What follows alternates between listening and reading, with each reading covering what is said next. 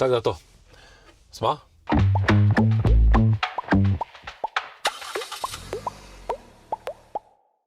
Pozdravljeni v podcastu Po desnem pasu. Danes je z nami Andrej Hojvik, poslanec, bomo rekli mlada sila SDS-a. Pozdravljam, da si med nami. Ja, najlepša hvala za vabilo, Luka, in z veseljem sem tukaj z vami, da povem tudi svojo plat medalje. Točno tako. Jaz bi prvo, lotima se stvari. Kaj se je zgodilo takrat? Jaz bom rekel, da mi kot SDM, vemo, kak je v politiki včasih, ogromno teže, zunanje življenje. Včasih se mi zdi, da marsikdo pozabi, da so tudi politiki samo ljudje, in da ni samo tisto, kaj vidiš pred kamerami, ampak še tudi za kamerami, družinsko življenje in vse to. Mislim, zdaj govorimo o incidentu na strehi, najbrž. Točno tako. Da bojo ljudje vedeli. Se najbrž to je bil celo najbolj prepoznaven moment mojega mandata, nažalost bi lahko rekel. Zdaj, kaj se je zgodilo? Zgodilo se je to, da je pač po zmagovitem referendumu, takrat 11. maja, so se name usuli vsi levičarji, po domače že prej, v kampanji sem dobival takšne in drugačne oznake z Breivikom in ne vem še kaj vse. Potem po tisti veličastni zmagi pa tudi se to ni prenehalo. In potem tisti petek, ko je prišel, je meni malo po domače počel film, sem imel vsega dosta, in pač sem naredil, kar sem naredil. Sej, ljudje so potem si ustvarjali svoje mnenje, smo le ljudje, naporno je bilo, ampak na koncu se je vse dobro izpletali. Tudi še enkrat hvala vsem, ki so takrat pomagali, in tudi za vse pozitivne komentarje, ki sem jih veliko dobil. Ja, jaz mislim, da včasih takih trenutkih ljudje pozabijo, pa predvsem to, da nismo sami. In mislim, da ključ, vseeno si rekel, da je to nažalost bil, ampak jaz mislim, da je ravno tisti referendum pokazal, ko noben ni verjel, da bo referendum šel skozi, pa je v bistvu bil dosežen kvorum, z veliko večino se je zavrnil referendum proti privilegijem kulturnikov. Pa tudi dokazali smo, da se z eno močno kampanjo da premagati tudi Goloba, in takrat ta referendum ni bil samo proti tem privilegijem, ampak predvsem protest proti tej nesposobni vladi, in seveda je več kot 404 tisoč ljudi glasovalo proti, kar je res lepa številka, in mislim, da še ni bilo referenduma razen tistega zakona o vodi, ki bi prejel takšno število glasov proti.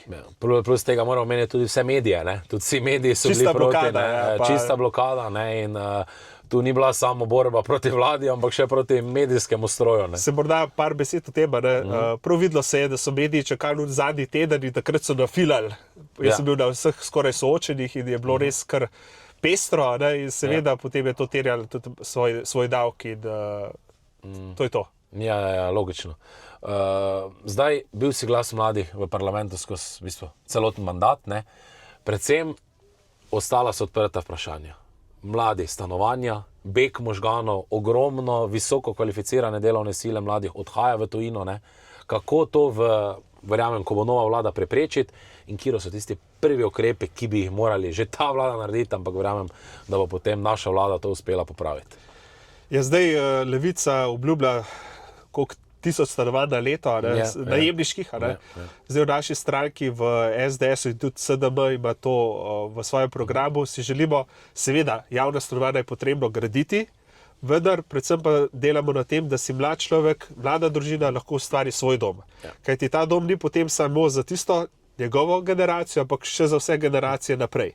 In mi si želimo tako okolje, da bi lahko čim hitreje zgradili stanovanje ali pa obnovili staro hišo, ki jih imamo veliko kmetije, takih zapuščenih, predvsem na podeželju. In mi smo pripravili že v prejšnjem mandatu to stanovanjsko jamstveno shemo za mlade, ki pa seveda za časa Goloba ni bila dovolj spromovirana in pač nažalost je postala bolj črka na papirju, ampak zagotovo, ko bo nova vlada, bomo to shemo izboljšali in predvsem mladim družinam omogočili, da si svoje stanovanje dobijo in to lastniško stanovanje. Točno tako, pa tudi lažje kredite, ravno to omogoča jamstvena shema, da mladi pridejo v bistvu do kredita od države, da si potem lahko kupijo lastniško stanovanje. Ja, ker je nesmiselno, da ti plačuješ celo 600 evrov na mesec, to je 7200 leto in če to preračunamo na 15 let, smo že na 100.000 evrih. S temi 100.000 evri bi lahko že kupil, oziroma to je polovica enega normalnega stanovanja, tudi v Ljubljani. Izven Ljubljane. Tudi izven Ljubljane, rečemo, na podeželju pa sploh, ali pa kaj bi lahko ti 100.000 evri naredil, če bi kupil eno zapuščeno hišo z zemljiščem, ti bi lahko ustvaril si res čudovit dom. Ne, absolutno. Ne, pa moramo vedeti, recimo marsikdo tudi do nas pride, pa reče, gledajte, jaz imam enega otroka, imam malo več kot minimalno plačo, pa sem kreditno nesposoben. Ne. Jaz mislim, da tudi to bo vlada mogla nagovarjati, ne, ker to je, v bistvu se ne odločiš za otroka, zato ker veš, da če imaš otroka, boš kreditno nesposoben in si nič ne boš mogel posvariti. Ne? In s tem demografijo zatiramo. Ja, zagotovo je ta kreditna politika napačna. Zdaj tukaj ni samo odvisno od vlade, je tudi od Banke Slovenije, nažalost. Ampak predvsem moramo mi narediti to, da se bojo mlade družine oziroma mladi ljudje odločili za otroke. Mi smo imeli en ukrep med COVID krizo, če se spomniš, ko smo vsakemu novorojencu ponudili pač en bon, mislim, da je bilo 500 evrov, kar je sigurno pripomoglo k temu, da so vsaj za začetek se mlade družine odločale za to. Hkrati pa je potrebno nujno ustanoviti ponovno urad za demografijo. To je ključen organ, ki bi naslavljal te politike, družinske politike in politike za to, da nataliteto dvignemo v Sloveniji. Ja, definitivno. Ne. Zdaj tudi ti si se razširil, ne, bomo lahko rekli v tem mandatu, ne, da se je razširili. Ne. Predvsem pa tudi, ko si rekel, ključno je, da spodbujamo, bomo rekel, ideologijo življenja, ne ideologijo smrti, kot je na drugi strani. Ne. In, mislim, da to bo predvsem poudarek. Ne. Ravno Nika Kovač je bila Slovenka leta, ne. Ko bo enkrat Slovenka leta, slovenska mati, ki je rodila 5 otrok, ali pa je znanstvenica, pa še vseeno vzgaja z družino, jaz mislim, da takrat v tisti moment tudi, ne, ko lahko rečemo, glej, nekaj delamo v tej smeri. Ne. Ja, absolutno. Tukaj je politika Golobove vlade bila popolnoma zgrešena, tukaj niso nič naredili, pa ne pozabimo tudi ta 1000 ali 2000 stanovanj, kolikor da bi bilo letno, to gre iz budžeta, to gre iz proračuna, iz naših davkov in zdaj so namenili milijardo evrov. Lepo se vse sliši, ampak to je najlažje. Tam napišeš bilanco, ok, 100 milijonov vsak let, 10 let, milijarda evrov. Problem pa je birokracija. Kako zdaj zgraditi ta stanovanja? Ni vse tako enostavno, potrebno je več let čakati na gradbeno dovoljenje, potem da zgradi stanovanje. In prej se je stanovanjski sklad pač zakreditiral na tujih trgih in potem pač tukaj naši davki niso bili pobrani. Zdaj pa Levica enostavno ta denar iz naših žepov premaknila v grad najemniških stanovanj, vemo pa, kdo predvsem dobi ta najemniška stanovanja, zelo malo Slovencev jih dobili. Ja, pa tudi ustvarja se čudno okolje. Ne? Jaz rekel, da jaz imam primer z prve roke, ne? Kjer je kolega živel v tem najemniškem stanovanju, ne? In ko je dobil otroka, šel živeti nazaj v družini, ker so še imeli en prostor, v bistvu nadstrešje, ne? Ker bi lahko tudi se ustvarilo stanovanje, rekel, glej, Luka, jaz tam otroka v geto ne imel. Ne? Jaz se reši preselim nazaj v neko zdravo okolje, ker tam nemamo otroka vzdrževali. Ne? In to ljudje pozabljajo, ne? V kakem okolju si mladi sploh želijo živeti, ne pa jih strpati v neka stanovanja, pa govoriti, jaz smo pobrem lešli, čakaj, če je nekdo nezadovoljen. Ne? Pa tudi s tem spodbujajo to odvisnost od države. Predvsem to, potem si ti potem si ti en ujetnik od države in to je napačno. In to delajo na vseh področjih. Tako v zdravstvu, kot vidimo, sicer pravijo, da oni so za javno zdravstvo, to je pravzaprav državno zdravstvo. In najbolj zanimivo je, da v času, ko je Levica del vladne koalicije, so prav zaradi teh ukrepov, zaradi teh zakonov naredili, da je veliko dobrih, uglednih zdravnikov ali pa specialistov šlo v zasebni sektor. In so oni spodbudili to privatizacijo zdravstva, ki tako nasprotuje. To je ta paradoks te aktualne vlade. Ja, tudi če zdravstvo, ne, od 30 dni do specialista smo prišli že skoraj do več kot 300 dni. Ne. Mislim, da nekateri čakajo več let, da dobijo specialista, ne, in da so sploh oskrbovani. Ne, zdaj, beseda o zdravstvu. Ja, mislim, da je dobro povedal en kolega poslanec, sicer iz Nove Slovenije, je rekel, govorili ste 30 dni do specialista in 30 000 stanovanj, zgradili ste pa 30 stanovanj in kmalu bo 30 000 dni do specialista. Ravno obratno. Ja, ne, poglejte, te čakalne vrste v zdravstvu so obupne, več kot 150 000 ljudi nima osebnega zdravnika in Golobova vlada je šla tle vojno z zdravniki, ki so edini, ki ti pomagajo takrat, ko si bolan. In seveda, vemo pa, ob novem letu si vedno vsi zaželimo predvsem zdravja. Ko ga pa ni, pa potrebujemo zdravnika. In seveda v Slovenski demokratski stranki se strinjamo, da bi morali narediti sistem, ki ni važno, a je to koncesionar, a je to zasebnik, ampak da ti čim hitreje prideš do oskrbe. To je naš cilj. In potem pa ni važno, kdo to storitev izvede. Seveda pa moramo narediti na politiki predvsem Zavoda za zdravstveno zavarovanje, kjer je polno korupcije, na žalost. Takrat oziroma tam je potrebno najprej narediti red. Ja. Pa najbolj grozno je, če se moče dotaknemo še te teme, da za redke otroke z redkimi bolezni denarja ni, na drugi strani pa za spremembo spola v Beogradu je. Ja. Mislim, to je en tak paradoks, kot sem rekel že večkrat. To je paradoks te Golobove vlade, ki se ne zaveda teh aktualnih problemov v Sloveniji, financira pa vse živo, tako nevladne organizacije, ki so podaljšek leve opcije, tako nekakšne kvazi raziskovanje spolov, tudi v Afriki, naprimer, to financiramo z več 10.000 evri. In seveda tukaj bo nova vlada imela težko nalogo, da to seveda preusmeri. Ampak to je nujno potrebno narediti. Da ta tok denarja preprečimo in ga namenimo predvsem slovenski družini, slovenskemu človeku.